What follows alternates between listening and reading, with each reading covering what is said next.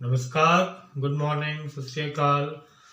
हम चर्चा कर रहे हैं मध्यकालीन भारत की। मध्यकालीन भारत में हम मुगलों का पोर्शन कर रहे हैं। आज हम बात करेंगे मुगलों के समय जो भाषा और साहित्य का विकास हुआ है। मुगलकालीन भाषा और साहित्य पे आज का हमारा लेक्चर जो है वो फोकस करेगा। मैं उम्मीद करता हूँ कि विद्यार्थी मेरे लेक्चर्स से, वीडियो से लाभ उठा पा रहे होंगे। जो भी हमने पोर्शन कवर किया है मुगलों का, बहुत सारे क्वेश्चन जो हैं, प्रश्न जो हैं, वो प्रतियोगी परीक्षाओं में से इनमें से आ जाते हैं। खासकर मैं कहना चाहूँगा विशेषता जो हमने आर्किटेक्चर का, पेंटिंग का जो पोर्शन अटेम्प्ट किया है, कवर किया है, वो बहुत इम्पॉर्टेंट है हर एक कम्पिटिटिव एग्ज़ाम के लिए। यूपीएससी में और बाकी उसमें कम्पिटिटिव एग्ज़ाम्स में भी बहुत सारे प्रश्न जो हैं उनमें से पूछे जाते हैं। ये सारा कल्चरल हिस्ट्री का एक हिस्सा होता है, सांस्कृतिक इतिहास का हिस्सा होता है। उसी कड़ी को आगे बढ़ाते हुए आज हम बात करेंगे भाषा और साहित्य की, कि मुगलों के अधीन जो है भाषा और साहित्य का विकास किस प्रकार से हुआ। तो ऑफिशियल लैंग्वेज जो है, यहाँ पर मैंने लिखा है कि मुगलों की ऑफिशियल लैंग्वेज जो राजकीय भाषा है वो पर्शियन है, फारसी है। जबकि मुगलों का जो बाबर है, बाबर के पूर्वज जो है वो तुर्की बोलते थे। उनकी जो लैंग्वेज थी वो चगताई तुर्की थी। I repeat the word Chagatai Turki. लेकिन हम देखते हैं कि हुमायूं के बाद जो है ये पर्शियन लैंग्वेज जो है, फारसी लैंग्वेज जो है वो डोमिनेट करती है भाषा को और साहित्य को। ऐसा क्यों हो पाया?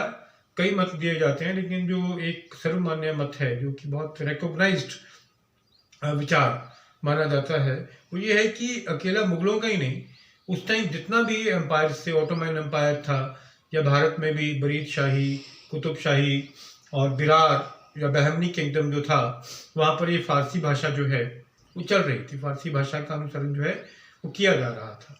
और इसमें हमें ये नहीं भूलना है कि हुमायूं जो है वो 15 वर्ष तक भारत से बाहर है। ये बड़ा एक इम्पॉर्टेंट फैक्टर बन जाता है। हम कभी भी कोई चीज़ डिस्कस करते हैं तो हुमायूं का शेरशाह सूरी के साथ संघर्ष और उसके बाद हुमायूं का भारत से बाहर जाना, ये बड़ा इम्पॉर्टेंट है, क्योंकि जितने वर्ष वो बाहर रहा उसने नए कल्चर को एसिमिलेट किया। उसने ईरानी कल्चर को, पर्शियन कल्चर को एसिमिलेट किया और वही इन्फ्लुएंस, वही प्रभाव जो है वो भारत लेके आया, 1555 में लेके आया। तो जो 1555 में हुमायूं जब वापस आया, जब वो वापस भारत आया और दोबारा एक बार फिर से बादशाह बना, मुगल साम्राज्य एक बार फिर से उसने स्थापित किया, ऊपर आया, तो उस समय वो पर्शियन लैंग्वेज के प्रभाव में बुरी तरह से आ चुका था, पूरी तरह से वो आ चुका था। और ये कहा जाता है कि उसी के बाद जो है वो फारसी भाषा का जो राजकीय भाषा बनना है वो तय हो पाया। तो ये अकबर के समय में बहुत ज़्यादा विकास हुआ। लेकिन ये बात नहीं है कि सारा का सारा साहित्य जो है, सारा लिटरेचर जो है वो मुगलकालीन सिर्फ पर्शियन लिटरेचर ही है। अकेला फारसी भाषा में बुक्स मिलती हैं, ऐसा नहीं है। वो जो लिटरेचर है वो फारसी का भी है, वो तुर्की का भी है, वो उर्दू भाषा में भी है, और संस्कृत के विद्वान भी मिले हैं हमें मुगल काल में, और हिंदी भाषा के भी बहुत सारे विद्वान जो हैं वो मुगल काल में हुए। ये सोच लेना कि फारसी भाषा राजकीय भाषा थी, Persian was the dominant language, official language, तो शायद पर्शियन के अलावा कुछ काम नहीं हुआ होगा। No, this is a wrong assumption. मुगलकालीन जो सभ्यता थी, मुगलकालीन जो एक सांस्कृतिक विकास की हम बात करते हैं, तो सभी भाषाओं का विकास जो है हुआ, विशेषकर अकबर के टाइम में, और लिटरेचर की पैदा हुआ है। बहुत सारी साहित्यिक रचनाएं जो हैं वो इन लैंग्वेजेस में भी आई हैं जो फारसी नहीं है। और कई बार विद्यार्थी क्या करते हैं कि उर्दू का संबंध मुसलमानों से ही जोड़कर देखते हैं। अब मुगल जो हैं वो इस्लाम धर्म के फॉलोअर्स हैं, तो मान लेते हैं कहीं पे कि ये उर्दू ही बोलते होंगे या उर्दू इनकी भाषा होती होगी। No, Urdu was an Indian language. Urdu कहीं बाहर से नहीं आई। उर्दू लैंग्वेज का जन्म यहाँ पे हुआ, भारत में ही हुआ है, और ये सभी भारतीयों की भाषा थी, लेकिन आम भारतीयों की भाषा थी, राजकीय भाषा नहीं थी। बोलचाल में बहुत सारे लोग इसको इस्तेमाल करते थे। तो उसमें भी लिटरेचर की रचना जो है, साहित्य की रचना है, वो की गई है।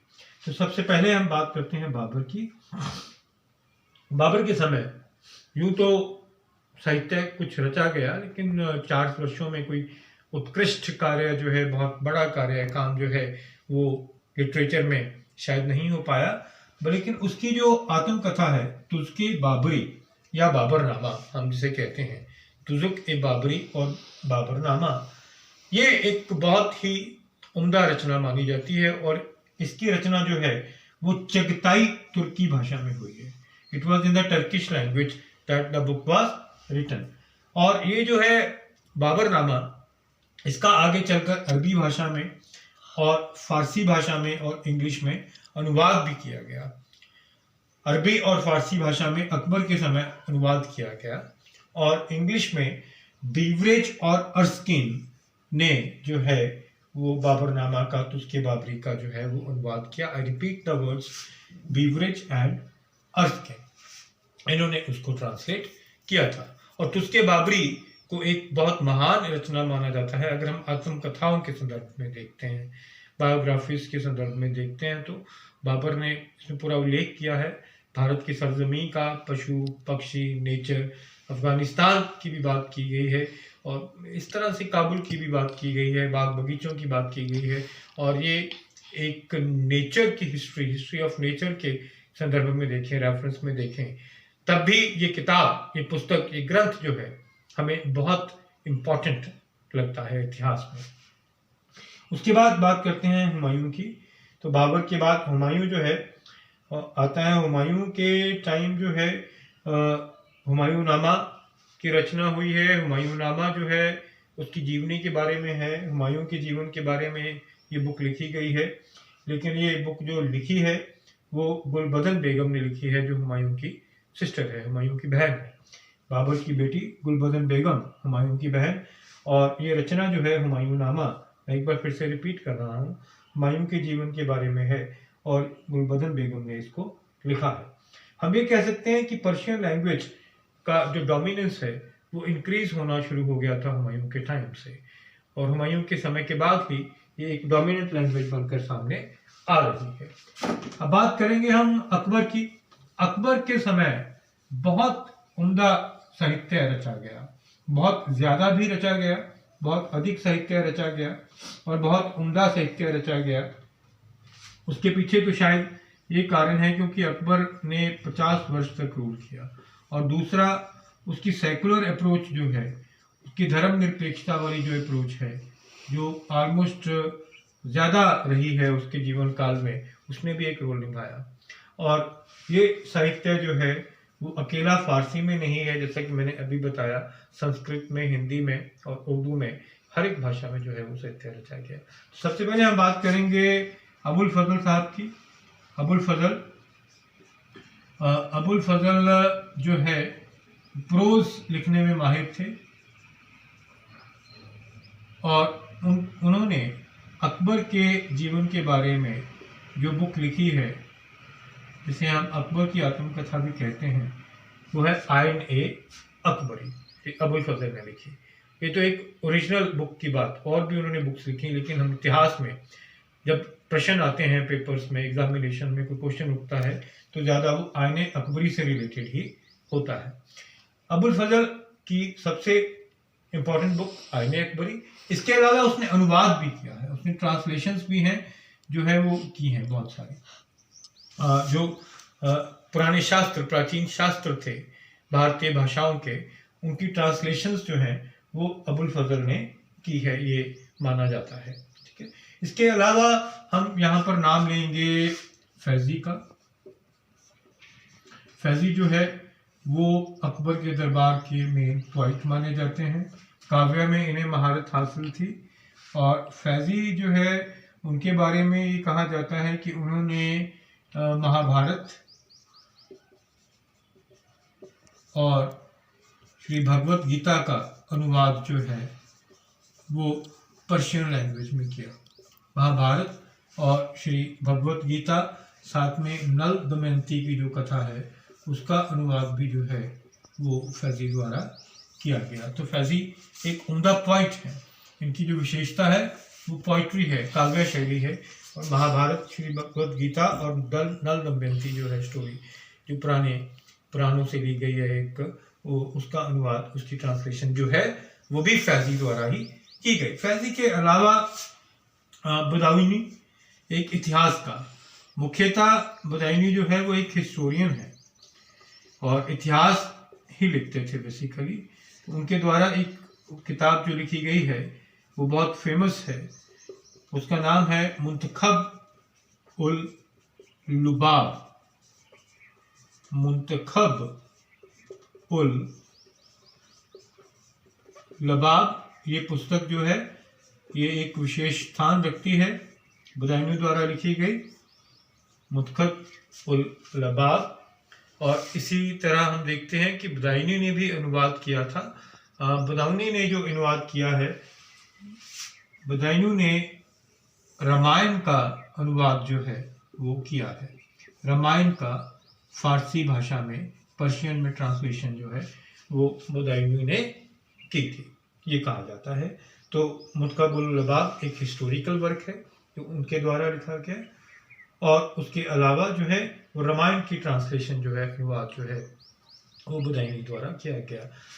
उत्बी जो है, उत्बी का नाम भी हम यहाँ ले सकते हैं, जो अकबर के दरबार में एक प्रख्यात साहित्यकार और इतिहासकार थे।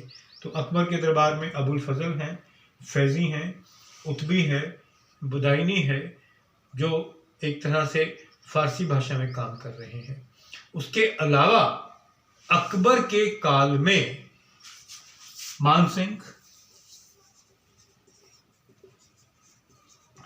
भगवान दास,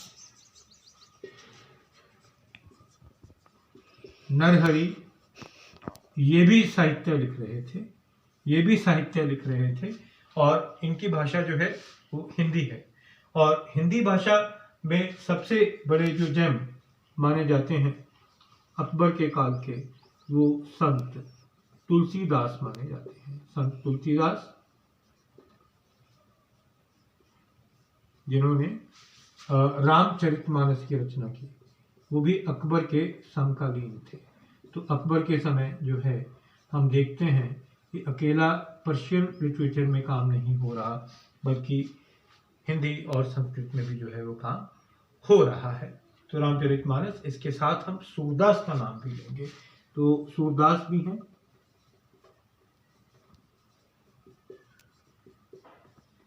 सूरसागर नाम से जो रचना है उसके रचयिता हैं, और ये भक्ति रचना है कृष्ण पर आधारित, और ये काम भी जो है वो अकबर के समय में ही हुआ है। It is also in the time of Akbar, ये रचना भी रची गई।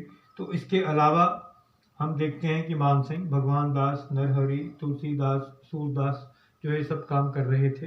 एक नाम और इसमें जोड़ लीजिए, अब्दुल रहीम खाने खाना।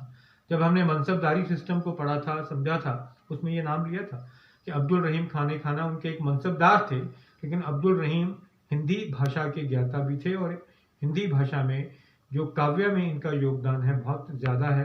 रहीम के दोहे जो हम जानते हैं, तो अब्दुल रहीम को भी हम इस कैटेगरी में रख सकते हैं कि अकबर के समकालीन हैं। तो इस प्रकार से ये काम जो है वो यहाँ पर किया जा रहा था।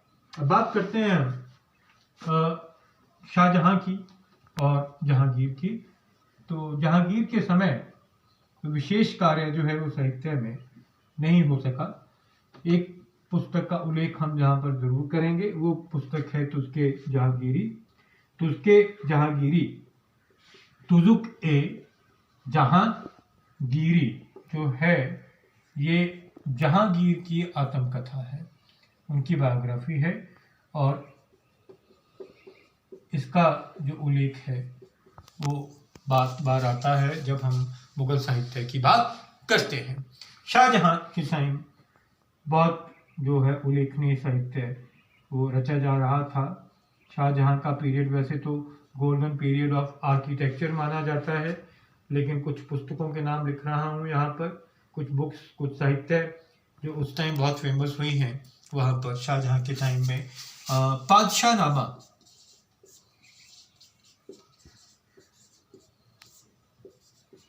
या बादशाहनामा। ये कृति जो है इसको दो नामों से जाना जाता है, लेकिन जो क्वेश्चन कई बार आता है वो बादशाहनामा के नाम से ही आता है। और ये जो साहित्यिक कृति है, ये जो रचना है, ये अब्दुल हमीद लाहौरी द्वारा रची गई, अब्दुल हमीद लाहौरी। और ये बादशाहनामा जो है ये एक्चुअल में दो बुक्स का नाम है, दो कृतियों का नाम है। और सेकंड जो है वो वारिस खान द्वारा जो है वो रची गई थी, लेकिन फेमस जो है बादशाहनामा वो अब्दुल हमीद लाहौरी का है, दैट इज ऑफ अब्दुल रहीम लाहौरी। अगर वारिस खान क्वेश्चन आ जाए चॉइसेस में हो तो वो सही आंसर है, लेकिन अब्दुल हमीद लाहौरी जो है अगर वो है वहाँ पे आंसर में तो बिल्कुल सही आंसर जो है वो अब्दुल हमीद लाहौरी बनेगा, अगर बादशाहनामा के राइटर्स की हम बात करें तो। इसके अलावा शाहजहांनामा, शाहजहांनामा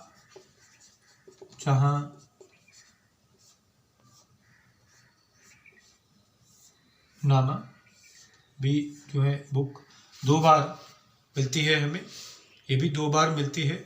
इसमें हम कह सकते हैं कि एक तो सादिक खान है, एक इनायत खान है। दोनों ने ये शाहजहां के बारे में लिखा है, शाहजहां के जीवन की बात की है, लाइफ की बात की है। सादिक खान और इनायत खान ने शाहजहांनामा की रचना की है। और शाहजहां के टाइम ही हम दो बुक्स की और बात करते हैं यहाँ पर, तो ये आप सब समझ रहे होंगे, मैं एक बार रिपीट कर देता हूँ। यहाँ पे बादशाहनामा अब्दुल हमीद लाहौरी वारिस हैं, शाहजहांनामा जो बुक है वो सादिक खान और इनायत खान है। तो शाहजहां के काल में एक पुस्तक जो टाइटल था दैट वाज आलमगीर नामा, एक मस्काए आलमगीरी भी है, उसकी बात नहीं मैं कर रहा, मैं बात कर रहा हूँ आलमगीर नामा की। तो आलमगीर नामा जो बुक है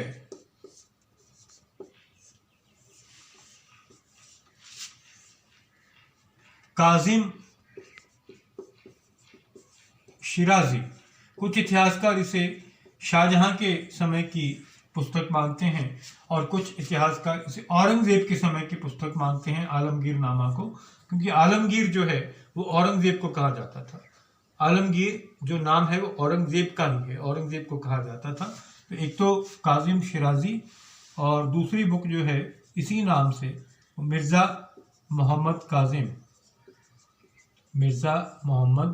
काजिम द्वारा रची गई है, ये माना जाता है। First book is written by Kazim Shirazi और जो आलमगीर नामा दूसरी किताब है वो मिर्ज़ा मोहम्मद काजिम द्वारा रची बताते हैं। शिराजी ज़रूर इनका संबंध ईरान से रहा होगा, क्योंकि शिराज जो है वो पर्शिया में पाया जाता, तो ये पर्शियन लैंग्वेज में ही थी। हाँ, संस्कृत के एक प्रख्यात पंडित का नाम मैं लेना चाहूँगा जो शाहजहां के काल में थे, पंडित जगन्नाथ जो हैं ये शाहजहां के काल में थे और ये संस्कृत के विद्वान थे, इन्हें संस्कृत में महारत हासिल थी। और इनके द्वारा जो बुक लिखी गई थी गंगा लहरी जो है, एक फेमस बुक जो है वो मिलता है हमें, इनकी रचना गंगा लहरी।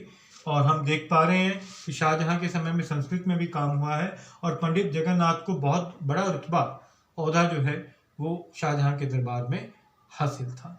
तो this was the topic of literature.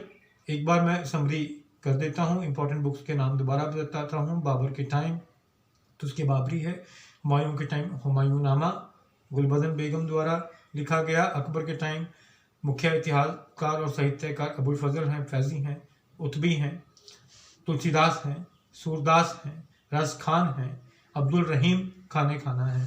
और बुक्स जो इम्पोर्टेंट हैं वो आईने अकबरी है। उसके अलावा प्राचीन शास्त्रों का अनुवाद हुआ है पर्शियन लिटरेरी लैंग्वेज में, जिसका हमने वर्णन किया है। उसी प्रकार से आगे चलकर जहांगीरनामा आती है या तो उसके जहांगीरी आती है, और फिर शाहजहां के टाइम में बादशाहनामा है, शाहजहांनामा है, और उसके बाद आलमगीरनामा की हमने बात की है। हमने मुंतकल लबाब की बात भी की है, मुंतकबुल लबाब जो कि एक हिस्टोरिकल वर्क था। तो उम्मीद करता हूँ कि ये टॉपिक आपको अच्छे से समझ आ गया होगा। जो क्वेश्चंस हैं लिटरेचर से संबंधित ऑलमोस्ट इससे कवर हो जाते हैं। And I hope that you are liking this channel. आप इस चैनल को पसंद कर पा रहे हैं, इससे लाभ उठा पा रहे हैं। अगर ऐसा है तो कृपया सब्सक्राइब करें channel history by Rakesh Baba. Thank you very much.